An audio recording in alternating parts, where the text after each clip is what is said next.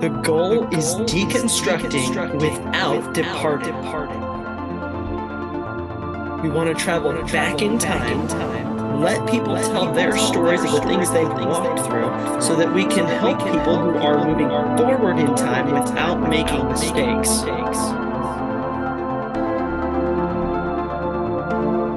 It's okay to ask questions.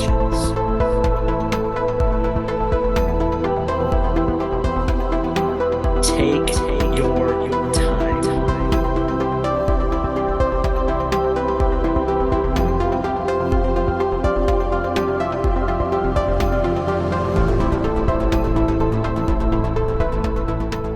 Welcome back to the Renovating Faith podcast. We are excited today I say we, that's a bad habit, to have Jordan Ferrier on. Jordan is a huge help over on the Church Split. Of course, we've had Will and Brian on, but Jordan is very accomplished in his own way.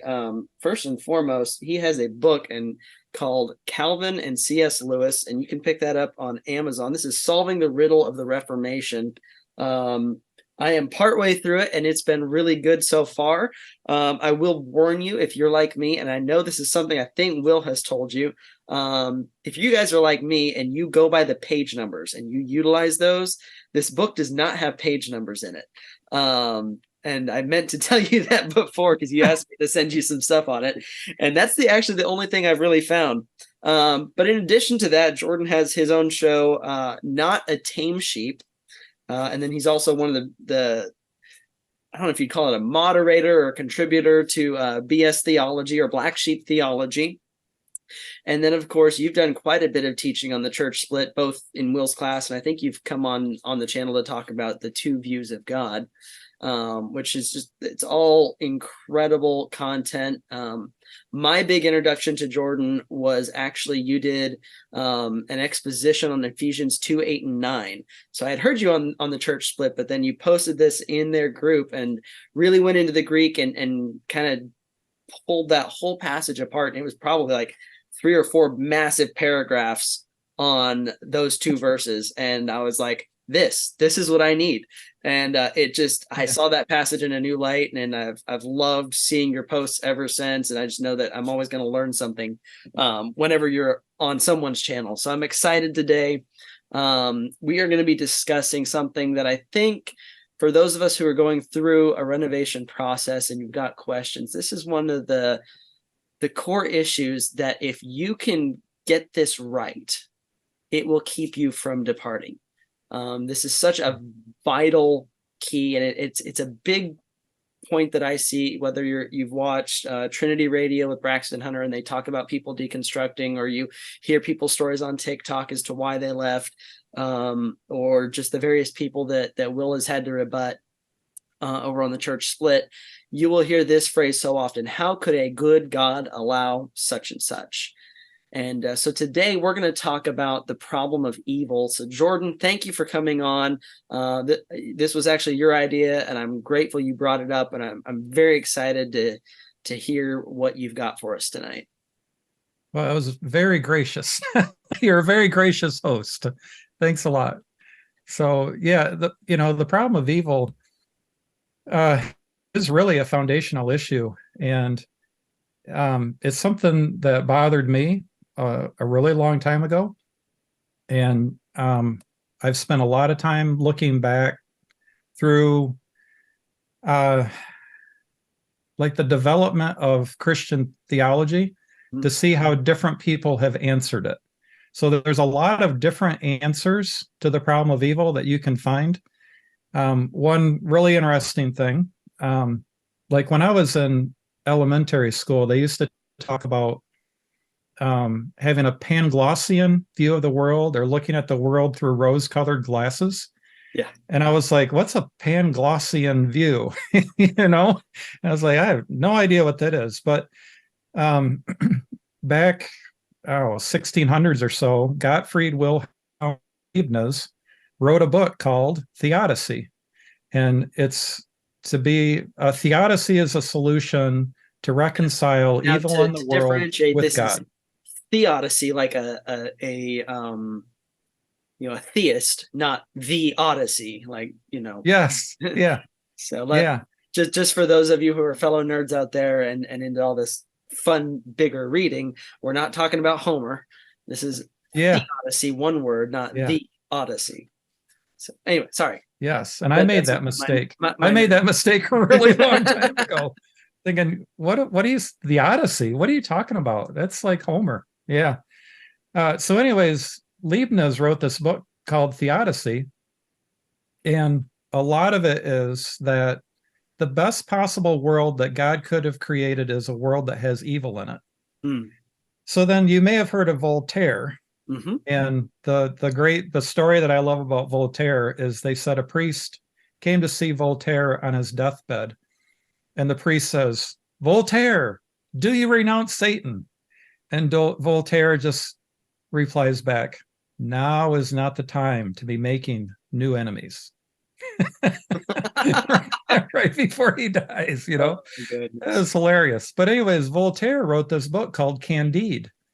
And if you just pick up Candide and read it, I think you would just be disgusted. Hmm. But if you read Leibniz first, Candide is just a straight up lampooning in hilarious fashion of Leibniz' The Odyssey. And I mean, I'm reading Candide and I am involuntarily laughing out loud. It's the real LOL. It is so funny. But you have to read Leibniz first, in my opinion. But anyway, so Dr. Plant or Pangloss, that's his name. His last name is Pangloss, and he's the one that keeps quoting from Leibniz. Okay. So if you have a Panglossian view of the world, you're looking at the world through rose-colored glasses. That's where that word comes from. So yeah, this has been around for a long time, discussed for centuries and centuries. So it's a real interesting thing to think about. And a lot of our theology comes from the solution that you take to the problem of evil. So there's lots of theodicies, but in my research, looking back, I mean, reading, 30, 40, it's been a lot of different views that I have read. They all fall into one of two categories. Okay. So the problem of evil, they call it the horns of a dilemma. So the problem of evil has two horns. The first horn of the dilemma is that an omnipotent God could stop evil from coming into the world. The other horn is that a good God would want to stop evil from coming into the world. And you have to keep in mind that the problem of evil is not asking, if I rob a store, why did I run out and get hit by a car? It's not asking, how did another evil come from another evil? It's asking, how did evil come into the world? So it isn't a question of, why did I get a disease? It's a question of, how did the first evil come into the world that the disease came from? Does that make sense? Basically, how could God even allow any evil to exist? Any evil to come into the world, right? And so they call this, Epicurus is the first person that we have, that we still have record of, that wrote this down. And I've read people say that they don't think Epicurus actually invented the problem of evil. He was just the first to write it down and have his writings survive. So it's Epicurus who poses this problem, that if God is omnipotent, God is good. If he has the power to stop evil and he wants to stop evil, then how then does evil come into the world? Okay. All right. So we have two different categories of ways to solve it. So let me show you why I say that it's categories, because in both an omnipotence category and an omnibenevolent category, people that have a theodicy that are attacking each of those horns, they both believe in free will. Okay. So this is not a free will theodicy. Okay. For clarification for people, Yes. Omnipotence meaning all powerful, omnibenevolence meaning all good. All good. Yes. Okay. Yep. Perfect. So people that have an omnibenevolence solution where they attack the omnibenevolence horn, that side of the dilemma, they believe that Adam had free will. Okay. So you just keep in mind that I'm going to give you an omnipotence category theodicy, but it's not the free will theodicy, because the free will theodicy can go either way into either category. Does that make sense? Yes. Okay. All right. So the problem of evil is typically either a logical problem for somebody. So I run into people that are atheists, and this is the argument they use, right? It's just an intellectual problem. God's all powerful, God's all good. How did evil come into the world? Therefore, God doesn't exist. That's how Epicurus wrote it. Then you have the emotional problem of evil. My mom is dying of cancer. Why doesn't God heal my mom? Right? That's an emotional problem. So when I'm talking to somebody who is either deconstructing their faith and wants to renovate it, wants to rebuild it, or I'm talking to an atheist, I'm going to give two different answers. They both kind of have the same, thought behind them. But if you know the solution to give to an atheist, it's easy to give the emotional answer. But we want to address both of those issues. Okay. So let's start with the intellectual problem, the logical contradiction. If God is omnipotent and God is omnibenevolent, how does evil come into the world? So if you're an atheist, we're gonna start with the intellectual problem. So if you were an atheist, I would ask you to play the role of God. Okay. So the problem of evil presupposes that you being God are omnipotent and omnibenevolent, and that you have created me. So here's the questions. If you're going to create me, are you going to create me in your image? And to create me in your image, do you need to give me the light of reason? Do you need to give me rectitude of nature, which is the ability to always do what is right? Okay. So I'm made in your image. I have the light of reason. I have rectitude of nature. And my will, you would order to the good.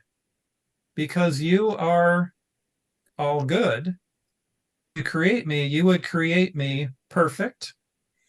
So it would be perfectly upright. My will would be ordered to the good. And then to give me freedom, instead of me just being an automaton doing what you order me, you have to set up some way for me to disobey you. For me to really have freedom, I have to have the freedom to do something that is not your will. So you would have to command me not to do something. Yeah. Okay. So we're going to use this ink pen. Right? All right. So you're an atheist, but you're God. Okay. You have created me. You've created me perfect. You've created me good. You've given me reason, rectitude of nature. And now you're going to tell me I am free to write this pen. And not only this pen, but I am free to write with any of these pens. Okay. And then you're going to say, but this one, right? You can write with any of these pens, but this pen, you shall not write with this pen, because you have to command me not to do something to give me the real freedom of something that I can't do. Okay. So now, let's say, so me disobeying you is evil because I am doing the opposite of what you commanded me to do. Mhm. I am reaching for this pen right now, and I am clicking it open, and I am going to write on this piece of paper, Jeremy sucks. Okay. now you're God. Yeah. You're omnibenevolent, right? You're all good. Yeah. You want to stop me, and you're omnipotent. So here's what I want you to do. I want you to stop me from writing with this pen without having lied to me or doing what is logically contradictory, telling me that I am able to write with any pen. So you've given me the ability to do it, but you've just commanded me not to. So how are you going to stop? Yeah. Right? And the easy answer is you can't. Right? Yeah. I mean, it's that simple. So in chapter 2 of the Problem of Pain by C.S. Lewis, he just straight up says, look, if omnipotence means that God can do all things, and omnibenevolence means that God is, all good, and he would want to stop me from writing with this pen, then God could do it. Mm-hmm. Omnipotent, God being omnipotent, he could do it.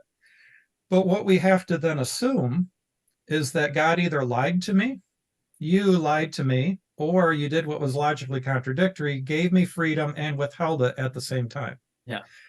So what I like to say to an atheist then is, Middle Eastern sheep herders over 4,000 years ago figured this out, the solution to the evil. And for some reason, your top scientists like Sam Harris and name anyone else, they can't figure this out, that they have presupposed a logically contradictory view of the omnipotence of God. Mm. So if you're a Christian, you turn to Genesis chapter 2, verses 16 and 17. And, I'll just read it real quick. The Lord God commanded the man, you are free to eat from any tree in the garden, but you must not eat from the tree of the knowledge of good and evil, for when you eat from it, you will certainly die. So he's threatened me with death, right? He made Adam in his image. He gave Adam the light of reason. He gave Adam rectitude of nature. Adam's will was ordered to the good. Adam was created perfectly upright. He had the ability to not eat the forbidden fruit, and he had the ability to not sin. Adam was given a way to disobey God, and God commanded Adam not to eat from the one tree.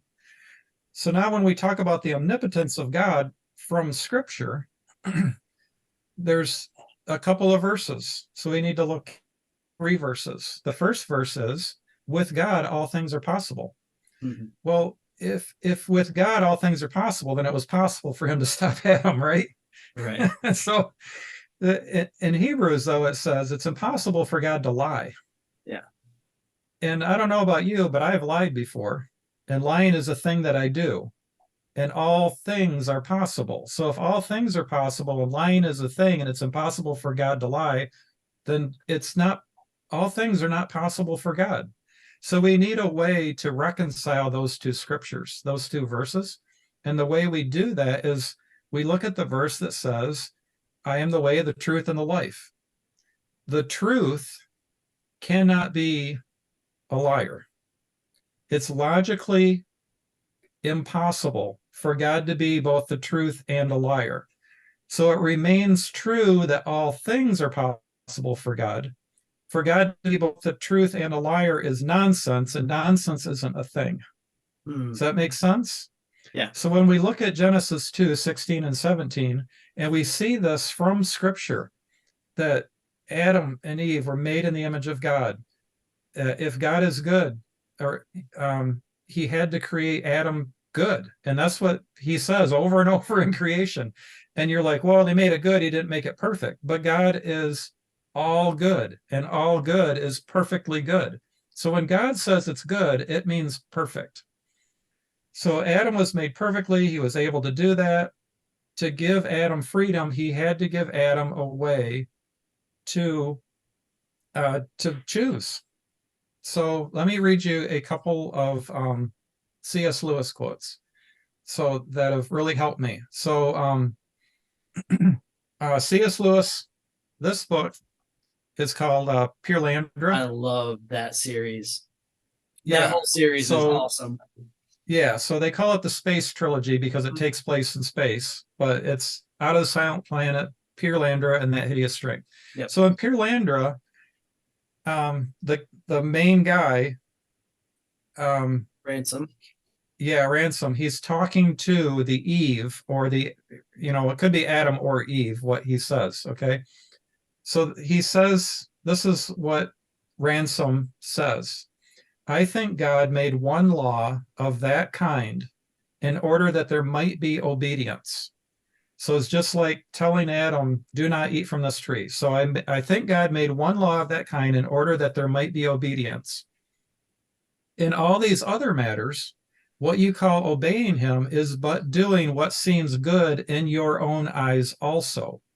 Is love content with that? You do them indeed because they are his will. Where can you taste the joy of obeying unless he bids you do something for which his bidding is the only reason? And then he has the Eve, or Adam, reply, oh, how well I see it. We cannot walk out of God's will, but he has given us a way to walk out of our will. There could be no such way except a command like this, out of our own will. It's like passing out through the world's roof into deep heaven. All beyond is love himself. I knew there was joy in looking upon the fruit of the tree of the knowledge of good and evil, and laying down all thought of ever eating it, but I did not till now understand. Okay, is that helpful so far? Oh yeah. So yeah, so another another Lewis quote that I love is he says, we were made not primarily that we may love God, although we were made for that too, but we were primarily made that God may love us, that we may become objects which the divine love may rest well pleased. Yeah. So when you listen to that quote where Lewis has Adam or Eve say, we cannot walk out of God's will, but he has given us a way to walk out of our will. This, the thing that really helps me is to understand causation. So there are, we typically think, I was hungry, so that caused me to eat a bowl of cereal, right? But that isn't how like philosophers look at causation. So there's so I'm going to give you an example. So there's a first order cause and a second order cause, and there are 4 different types of aspects of each cause. So there's the efficient cause, the material cause, the formal cause, and the final cause. And if your eyes are glazing over, I'm just going to give you an example so it'll really help you. This really helped me, okay? So I have a backyard, and right now I have a Champenois, so it's a German Shepherd Belgian Malinois. Oh wow. Crazy dogs, high energy, run around a lot, chase people, okay? I need a fenced-in backyard. I want a fenced-in backyard. I want to just open up my back door, let the dogs out, not have to go out there and hold them on a leash the whole time, right? Okay, so I want to fence in my backyard. So when I say to you that I have a fence in my backyard, do you think of a chain link fence? Do you think of a metal fence? Do you think of like the plastic, vinyl fencing, or do you think of a wood? I think of a 6-foot wooden privacy fence because that's what I grew up with as a kid. So when someone says they want a fence in their yard, that's my go-to image. Because that's what I grew up with. So the type of fence, so like my fence that I decided to build is wood on the bottom half and lattice on the top half. Okay. but that's called the formal cause. Okay. So the material cause is it made out of metal? Is it made out of plastic? Is it made out of wood? What are the materials that the fence is made of? The efficient cause is me out there every weekend digging holes, putting these pieces together, cutting them, cutting grooves and screwing it all together. Okay, that's the efficient cause. The final cause of my fence is that it fences in my dogs and fences out my neighbors. Okay? So we've got these four things. We've got the efficient cause, which is me. We have the material cause, which is the stuff it's made of. We have the formal cause, which is that it's a fence. And we have the final cause, which is the purpose to do fencing, to fence in, fence out. Okay? Now, what we see every day is what's called a second order cause. So now we have to ask, well, what then is a first order cause? So the reason it's a first order cause and we're a second order cause is that because God is God and we are not. So God is the first order cause, we are the second order cause. Okay. So God is the efficient cause because God made the universe. The stuff that he made out of is the material cause.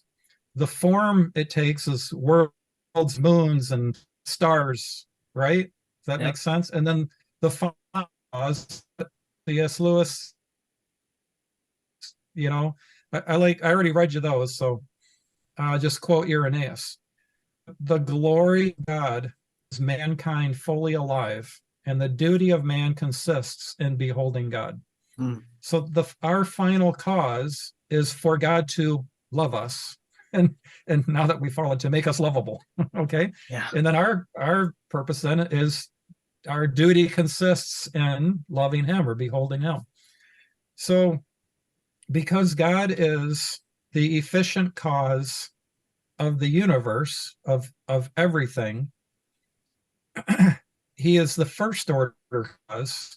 And because God is the first order cause, that makes it possible for us to be the second order cause. So it's God's will to make the universe. And then because God does that, it makes our will possible. Okay. Does that make, are you tracking with me? I think so. On the first order cause, second order cause, and then the four different types of causes. Okay. So that brings us to like the third step in the problem of evil. And this is called the doctrine of impassibility. And if you've heard a description of what the doctrine of impassibility means, you probably think either that's nonsense or that's hideous. And honestly, the closest I would come to the doctrine of impassibility is Gandalf. Is what? Gandalf. Oh, Gandalf? You shall not pass. All right. So if you've listened to Church Split and Will, you've heard of the Kalam cosmological argument. Yes. So in the Kalam cosmological argument, you have a typical kind of Western chronological view. So you think back to, how was the universe created? Everything that begins to exist has a cause, right? Everything begins. The universe began to I forget how it goes. It's anything that began to exist has a cause. The universe began to exist, therefore the universe has a cause. God is exactly that cause. Right. So that first cause, and then everything just follows after it. Okay. That's not how Aquinas does causation. Okay. Because God is the efficient cause, and we are a second order cause. The reason I waved my hand is because of my muscles, because of my nervous system, because my brain told it to. My brain works because I'm breathing. My breathing works because, and then because there's an atmosphere, because there's an earth, because there's a universe, because there's a sun, right? Okay. All around. Right. So instead of thinking chronologically, left to right, we're thinking up and down. Okay. So it's called hierarchical. Yeah. So what Aquinas said is that philosophically, you cannot prove philosophically that the world began to exist. He says the world did begin because we know through special revelation. We know by Genesis 1:1, God created out of nothing. So we know that it happened, but philosophically, you can't really prove that. Okay.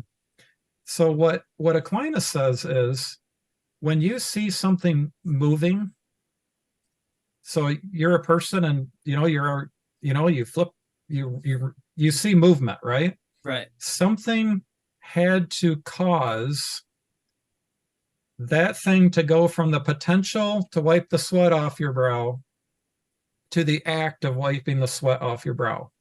And because that's a second order cause, the first order cause of that, the thing that provides the power that allows you to do the act, is God upholding the universe right now. Mm. So God is in the act of loving, and God was never not loving, because God doesn't go from potency, the potential to do something, to doing it. God is just always doing that.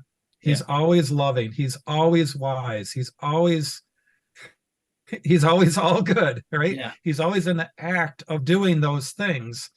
So what the doctrine of impassibility says is that God is love. God is pure actuality. He doesn't go from the potential to love you to the act of loving you. Because if God does that, that makes God a second order cause instead of a first order cause. Okay. So Aquinas' doctrine of impassibility says that you can't swap places with God. You can't go from being a second order cause to being a first order cause and supplying the power to God that moves him from the potential of love to the act of love. Okay. So that's what impassibility means. You are not the one that's providing the power to God. So that means then that God is always in the act of loving us. That's awesome. And then we read in Romans, right? God showed his love towards us in that while we were yet sinners, Christ died for us, right? I mean, we see this all through Scripture. And to me, this just, this problem of evil, where when you start with this, look, even omnipotence can't give you freedom, real freedom, and then withhold it from you. Yeah. And it's nonsense to say that God is both the truth and a liar. So God can't tell you something that's true and then stop you from doing what he told you could do, because that would make him a liar. Yep. So after Genesis 2:16 and 17, God couldn't stop Adam from sinning. The reason that Adam sinned was because God is the first order cause. He's upholding the universe by the power of his mighty right hand. That's his role, his causation role. He caused Adam to have the freedom, and Adam walked out of his own will and sinned. And we're doing the same thing. So then we ask, at the end of Genesis 2:17, God says, when you eat from it, you will certainly die. And we typically think of death. We read that verse and we think, well, when Adam sinned, he either died that day, right? We think physical death, or we think Adam died spiritually. Now Adam he's a walking spiritual corpse somehow. Right. But that's not what death means. In that context, or that verse, what death means is separation from God. So our will was ordered to the good. God is the good. So our will was ordered to the good, which means that it was ordered to God. When Adam sinned, what we lost was rectitude of nature.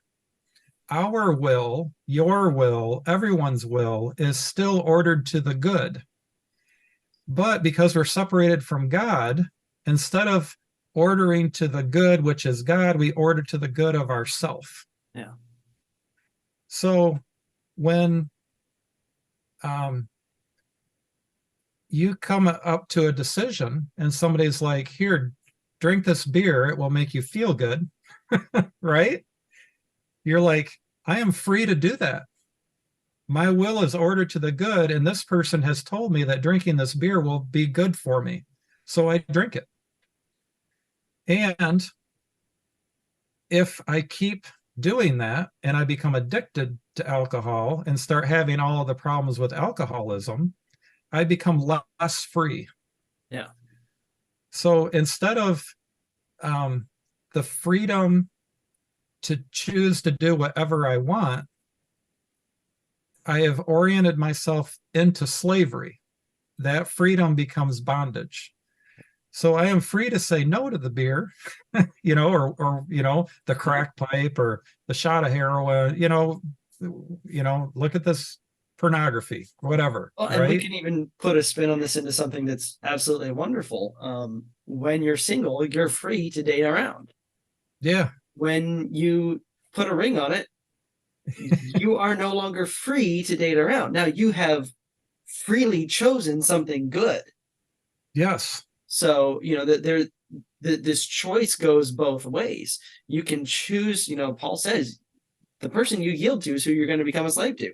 That's a big paraphrase. That's the Jeremy Williams version. But if you choose to yield to the things that are enslaving, to sin, or to even things that are not sin, but they can become, maybe for you, they're not healthy.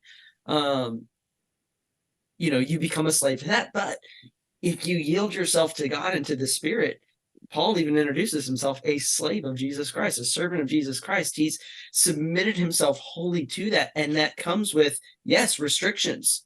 You submit yourself to Christ and you're not free to serve other gods. You're not free to commit idolatry. You're not free to even serve yourself. But that's, going back to Paralandria, it's a better good. Yeah, I can choose to do a good thing, but I can also choose to do a better good. And what you're then free to experience the wonderful consequences of that. I probably rabbit trailed a little there.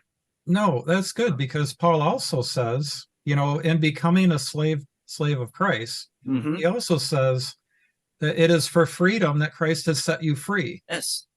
And not being addicted to heroin, right? You are actually more free. Yeah. The more you become a slave of God, that's I don't know, I want to say paradox, but that's the ironic thing, is the more you orientate yourself to God, the more free you become. You're free of alcoholism. You're free of pornography. You're free of, just go down the list, whatever it is. Continue the marriage analogy. When you commit to that person and that person commits to you, you're free of worry. You have a relationship on trust. You're no longer wondering, where am I going to find the next date? Am I going to have a date for such and such event? All the social, if we're going to put it on that level, all the social stresses go away. Guess what? I've got a date whenever I want it. I just got to find a babysitter. Yeah. But, it's there. And there's trust and there's openness. And I have a best friend for life. In giving up my freedom to date around, I have found a much greater freedom in having that relationship and that union. Yeah, exactly. And study after study shows people that are married are actually more content. They're actually happier than people that are using their freedom in wrong ways. Yep. Yeah. So if you're struggling with the emotional problem of evil, you have kids, Jeremy? 2. Yeah. So what's your oldest name? Ava. Ava. So for the emotional problems of evil, this is what I like to talk to people about. Is there anything Ava can do that will make you love her more? No. Is there anything Ava can do that will make you love her less? Not that I know of. Right. When she was born, did she have to do anything to earn your love? Nope. She had intrinsic worth and value. She's made in your image, right? She's made in your image with intrinsic worth and value. It's because that she is made in your image that you unconditionally love her. So then my question to you is, can you unconditionally love your daughter? There's nothing she can do that make you love her more, nothing she can do that will make you love her less. Can you as a father force your daughter to love you? No. Yeah, she has to freely do that. Yeah. Right? We have a term for that in America, but it's not a very nice one. Yeah. It's not real love either, but yeah, right. So when you think about your kid, right? Your daughter has intrinsic worth and value. Yeah. If I say to you that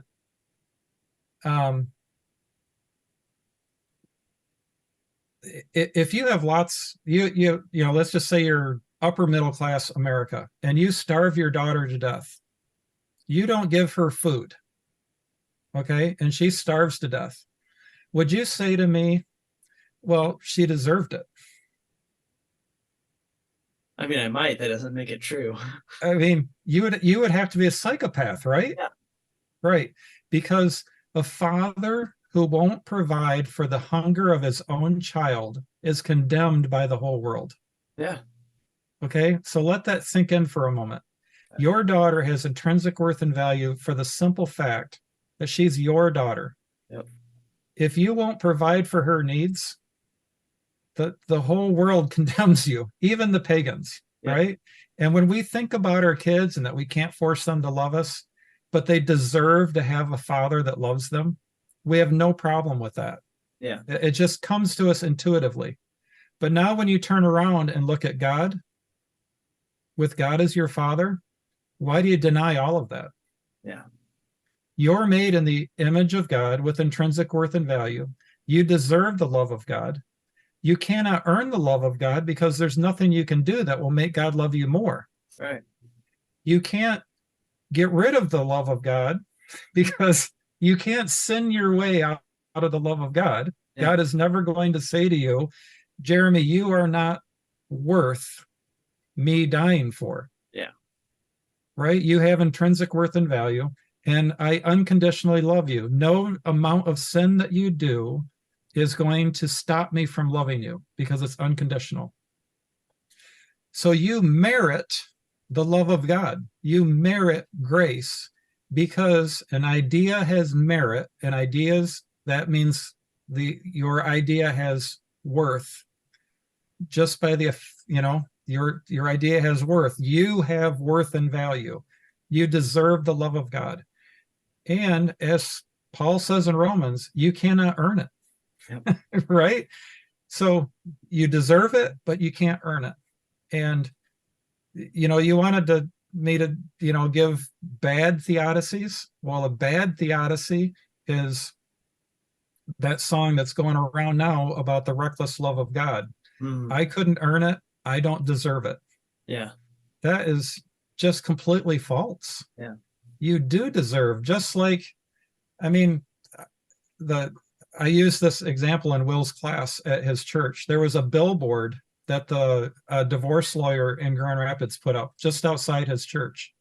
I mean, it was like in a quarter of a mile. Oh, wow. And all it did was it showed the face of a woman, and it said, you deserve better. And then it had the, you know, divorce lawyer and his phone number.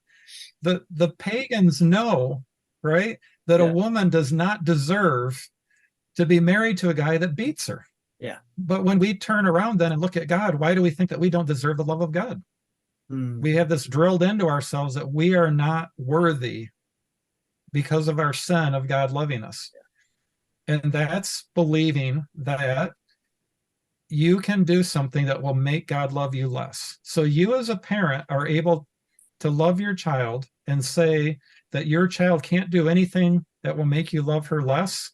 Yeah. But you're a better parent than God. Yeah. I mean, that's how bad that is, to say that we don't deserve the love of God or don't deserve the grace of God. Pretty harsh claim to think that I could be a better parent than God. And right. No. So, like, I drive around a lot for work, and I've had people come up to my window, you know, up to my when I'm sitting in a parking lot and, ask for money and stuff. And that's usually what I talk to them about. I say, hey, why are you out here? And, it's usually, well, my family this, my family that, I need money to go see my kids. And that's what I do. I'm like, well, what are your kids' names? Is there anything they can do that will make, do you love them unconditionally? And then I turn around and I say, well, the same thing is true of God. Yeah. You were created in the image of intrinsic worth and value. Yep. Second Peter says, God is not willing that any should perish. Yep. He can't force you to love him, yep. but he does love you and he wants to be in a relationship with you. And if you're going through a tough time with evil, if that's a disease of someone you love in your family or you yourself, it's really hard. I don't want to discount that at all, but at least there is this solution that it's not God that is,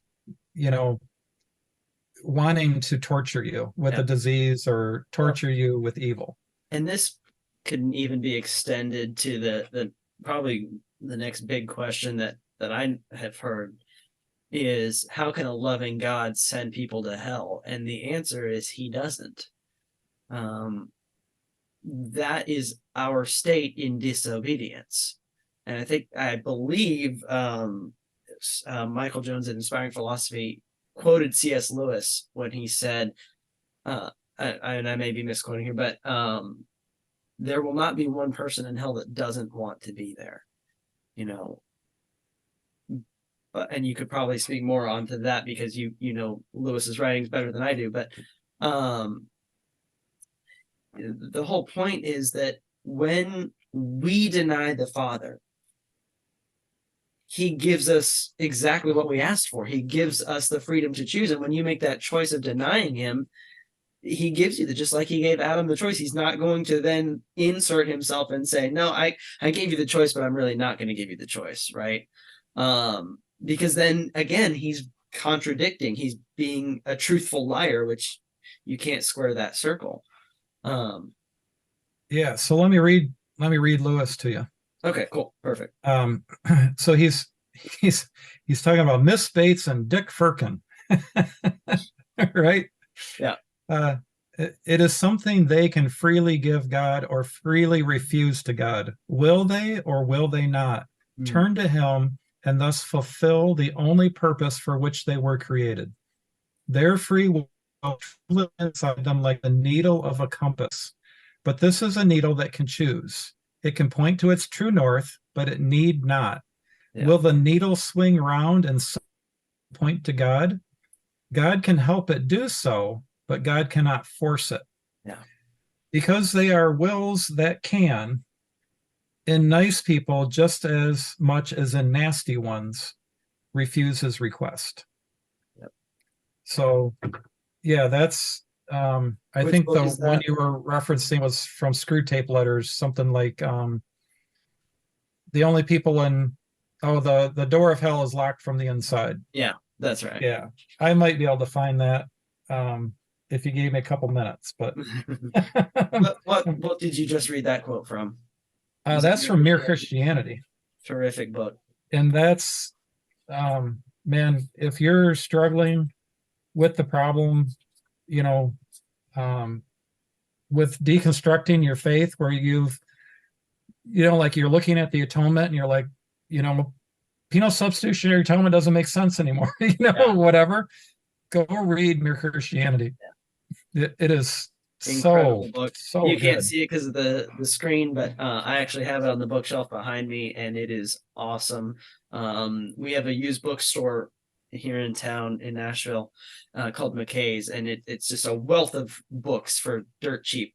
And I had a very small budget, and I was there, and I found where all of C.S. Lewis's books are, other than Narnia, because that's with the younger stuff, but yeah, all of his theology books. And I was like, babe, I found them. And she was so excited, and I was like, okay, we can get one. Which one? And so we went with Mere Christianity. I was like, this, it's on the bucket list, or I'm going to build out a Lewis collection. But Yeah. yes, if you are just looking for a place to start reading, Mere Christianity is an incredible, incredible place. Yeah. This is like on Amazon for like $20 from time to time. Okay. It might be more. I mean, I bought this a long time ago, but Wow. this has Screw Tape Letters, Mere Christianity, The Great Divorce, Problem of Pain. They're all That's incredible. The Abolition of Man. There's a whole bunch of them in there. Screw So Tape Letters is fun. If you are looking for just a fun read, or in my case, I listened to it. I was doing construction at the time. Screw Tape kind Letters. of hard. That one's because he talks about stuff in England, and you're like, what is that? That's true. I guess I'm so much, because of my nerdiness in Doctor Who and all of that, I get most of the British references. So for me, and I lived in England for 2 years as a kid. So a lot of that to me is like second nature. So I forget that's in there sometimes. And The Great Divorce, I looked at the title and I'm like, I'm not interested in that. But The Great Divorce is like out of the Silent Planet. Yeah. And it's like the space trilogy. It's a great story. And I actually just finished that one. Yeah. And the nice thing about The Great Divorce is it's on YouTube free. Yeah. Just go type it in and you can listen to it. And I think I got more out of listening to somebody else read that than I did from sitting down and reading it. So and maybe because I read it first and then listened to it. But I'm on my dad's Audible account. We share that. Very nice. And so we get because he pays. I've gotten a lot of Lewis stuff through there, even for free, and I'll just claim it and then go listen to it. And they have this guy that reads it, and he's got this rich English, like proper English accent, and you just imagine it's actually Lewis talking. I forget sometimes that it's not C.S. Lewis, because I mean, I don't know if there's any recordings of him speaking. I'm sure there's some, but there's a recording of him reading Mere Christianity. Oh, that would be because he read that on British radio. Okay. When he originally wrote it. Yep. But it's just really cool to hear, and it's a consistent reader across most of the books that I have, so it makes you really start to connect all the dots and stuff. But if you're looking for just a good, solid theologian, C.S. Lewis had a very good way of taking these concepts and bringing it down to the level of, I would say, a high schooler should be able to understand if they pay attention. So, and even if you don't read the nonfiction, read the Chronicles of Narnia, read the Ransom series, or the Space Trilogy. You will get some incredible understanding of theology and eschatology and the end times creation. I mean, it's just the way he weaved it all in. Incredible. It's amazing. And I love that. Like my 5-year-old has not read. We read to her The Lion, the Witch, and the Wardrobe, and she loved it. And then we watched the Disney movies, or not Disney, whoever Disney owns them. And I was sorely disappointed again. The director didn't get the theology.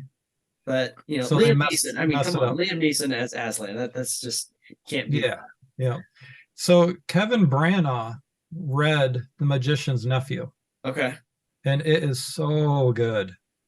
It is so good. I may have actually listened to that one, and it is. It's really good. Because we had that as a kid. Yeah, if you're struggling with the problem of evil, the Lewis books to read, probably, if I was to pick an order, it would be Mere Christianity, The Problem of Pain, Till We Have Faces. Okay. I don't know if you've read that one, Till We Have Faces. I've heard, but I haven't actually read that one. Yeah. I've read that at least 3 times. That is an amazing book.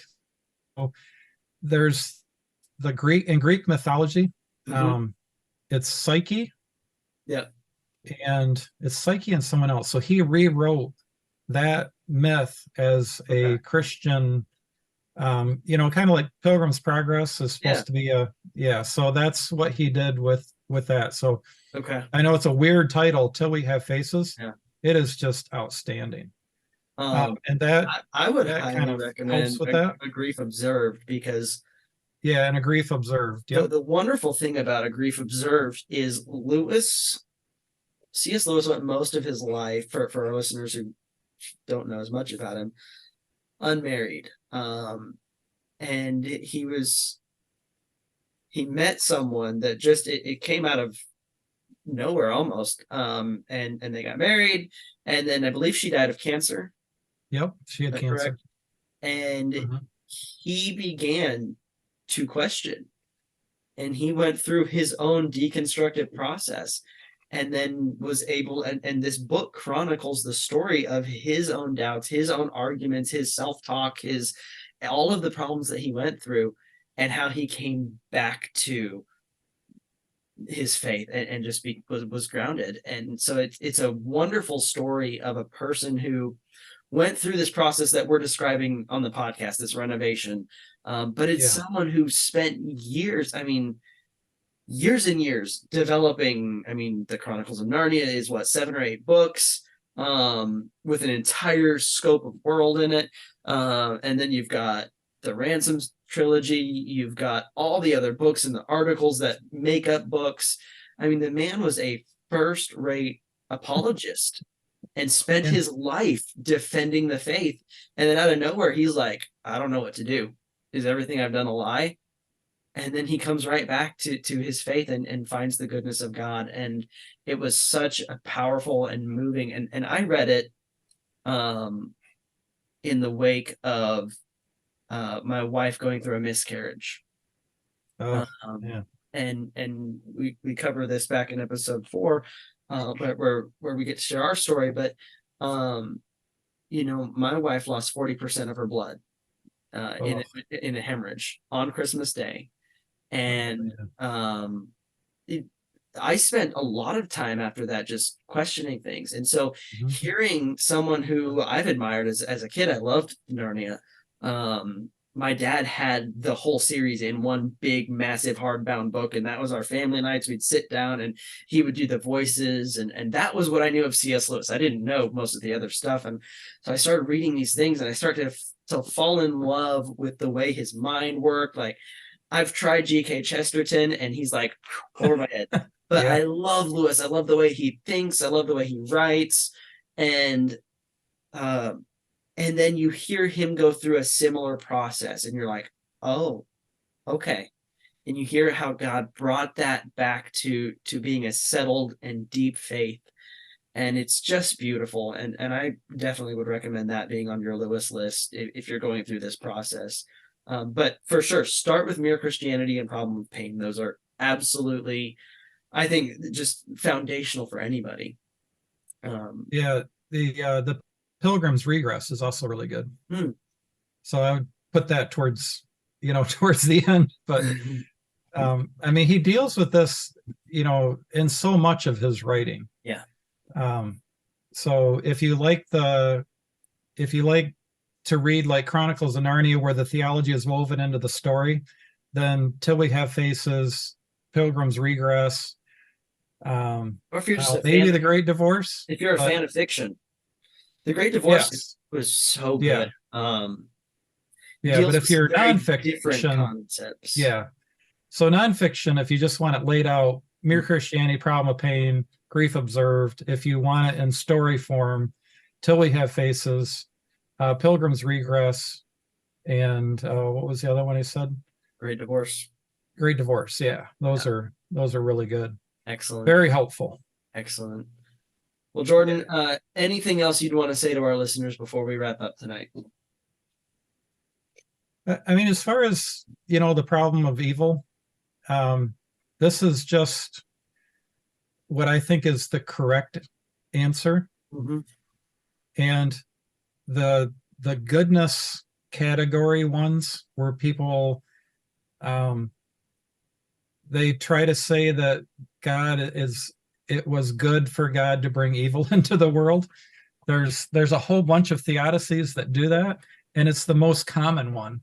Yeah. And all kinds of wrong beliefs, in my opinion, come from those theodicies. And when you read from the 4th century, then you read the 12th century, as you read theology through time, and chronologically, it's like a poison that just seeps into everything. Yeah. It's really not good. So if you are struggling with the problem of evil, start with the good answers. Yeah. Start with, the thinking about the omnipotence of God. And, if you want, you can pick up my book. My email is in there. Will's always pushing the church split apologetics. You can go in there, join the group, you to the questions, probably, unless somebody invites you. I mean, we do make some exceptions, but if you don't answer the questions, they're probably not going to let you in. Yeah. And it's not like you have to answer them right, but you can't answer them, you can't be totally sarcastic. I mean, if you make a joke about Will, then you'll get in. You'll probably get it right away. Yeah. But yeah, I mean, it really is. I mean, Will interviewed Julie Smith-Sigler today, and she said she commended our group as a safe place to ask her questions. Yeah. We are very, very strict about people being treated with respect.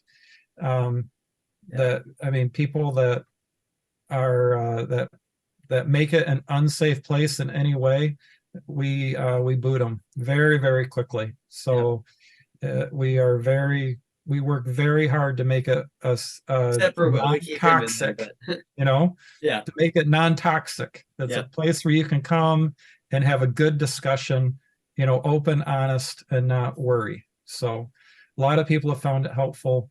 I love that group. It's great. And it's a great way to learn. We talked briefly about in the pre-show about things that, sometimes when someone has a problem with your particular belief, knowing what someone else believes, you can use that as an answer. It's like, well, you don't have to agree with me to be a Christian. And it may or may not be at the best approach. Use the example of eternal conscious torment versus annihilationism. It's like, well, you don't have to believe in eternal conscious torment to be a Christian. And this is just a great place to learn what some other people believe. And as the church split's fond of saying, to think outside your echo chamber. I did not know really until I got into the church split stuff how much was outside my own echo chamber. Or maybe I should say how much of an echo chamber I was in. It is mind-blowing, the things that are perfectly backed up by scripture that you're like, oh, that's not as much of a bad thing as was made out to be in my upbringing. So it's a great place to learn how other people believe things, how they justify it in scripture, and then to assess for yourself rather than, be a good Berean. Search the scriptures, study it out, ask questions, pray about it, seek what the Lord says, and learn. So, as always, for those of you going through this renovation process, we want to pray that the Lord will bless you, that he will keep you, and make his face to shine on you and be gracious unto you, and turn his face toward you and give you peace. Thank you for listening to the Renovating Faith podcast. If you are interested in sharing your story, please click the link to the guest form in the episode description. For more content from Renovating Faith and to be alerted when we upload new videos, please subscribe to one of our podcast channels. For merchandise, visit our store at renovating-faith.creator-spring.com. Please join us again next time on the Renovating Faith podcast.